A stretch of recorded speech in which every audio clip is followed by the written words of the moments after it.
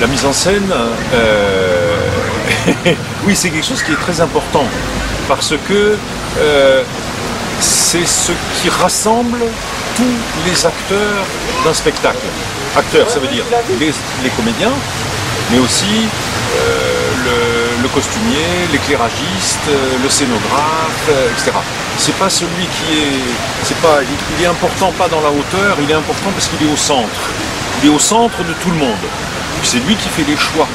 Hein, tous les choix de dramaturgique, scénographique, et ça c'est quand même lui qui est chargé de mettre tout le monde en relation. Donc c'est pour ça qu'il est important.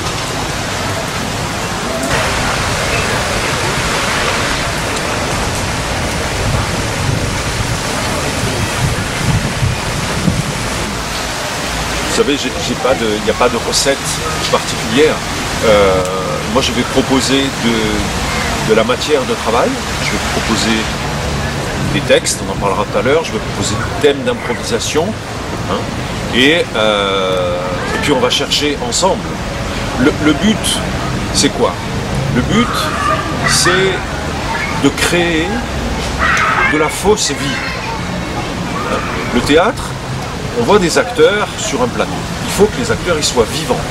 Il faut qu'en termes d'énergie, en termes de qualité de présence, en termes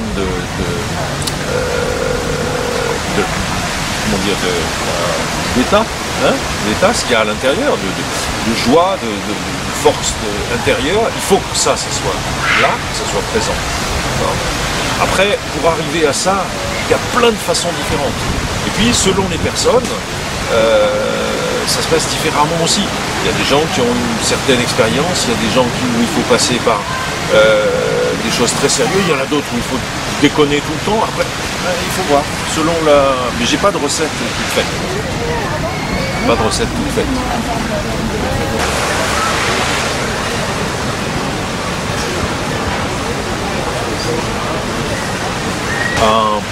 Les deux choses qui m'intéressent le plus, la première chose, c'est l'aventure collective. Comment un groupe avec des métiers différents, acteurs, scénographes, lumière, régisseurs, tout ça, hein, comment on se rassemble pour créer ensemble une chose et faire raconter tous la même histoire. Ça, il faut que tout le monde soit au top. Ça, c'est très important. Et puis la deuxième chose, c'est essayer de questionner, modestement, hein, de questionner des évidences. C'est-à-dire des choses qui semblent que l'humain, il est comme ci ou comme ça, des idées reçues. Que l'homme, sur ce mystère incroyable, insondable, qu'est l'humain. Hein. Voilà, c'est ces deux choses-là qui m'intéressent.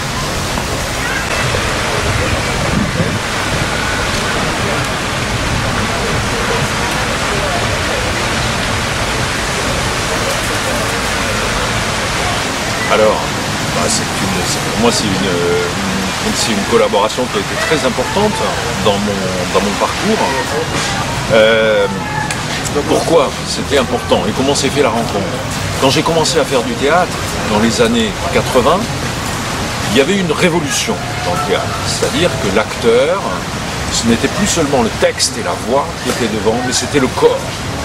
C'était toute une révolution qui venait des pays de l'Est, beaucoup d'artistes polonais notamment, qui amenaient cette dimension très corporelle. Donc ça, c'est quelque chose qui m'intéressait beaucoup.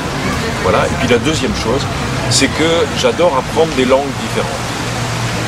Et donc, j'ai commencé à Saint-Jacques à apprendre la langue des signes, avec Robert Magiteri, pour ceux qui se souviennent. Robert, c'était formidable. Et après, j'ai appris avec Jean-Claude à IVT. Puis j'ai rencontré Chantal, etc. Et c'était une époque, c'était les débuts des premiers spectacles sourds avec Alfredo Corrado, et on cherchait à quels endroits on pouvait imaginer la langue des signes dans des spectacles qui soient destinés aussi bien à un public sourd qu'à un public entendant. Comment on peut rassembler au sein du théâtre les deux publics.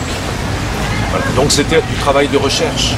Et sur les 3 spectacles, Les Pierres, Antigone ou Wojciech, c'était cette recherche incroyable qu'on a fait ensemble.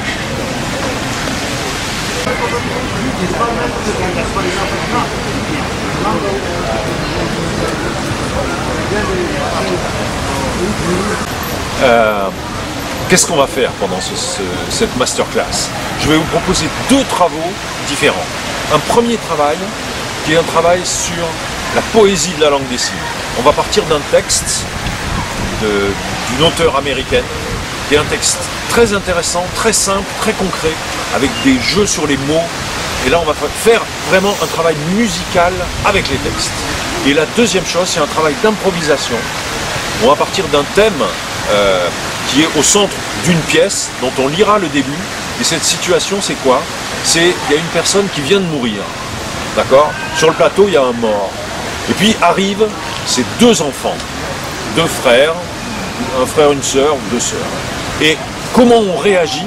Qu'est-ce qui se passe devant un parent qui est mort? C'est à la fois tragique, parce qu'il y a la mort, et à la fois c'est comique. Qu'est-ce qu'on va faire? Est-ce qu'il faut le transporter? Est-ce qu'il faut prévenir la police? Est-ce qu'il faut... on ne sait pas quoi faire.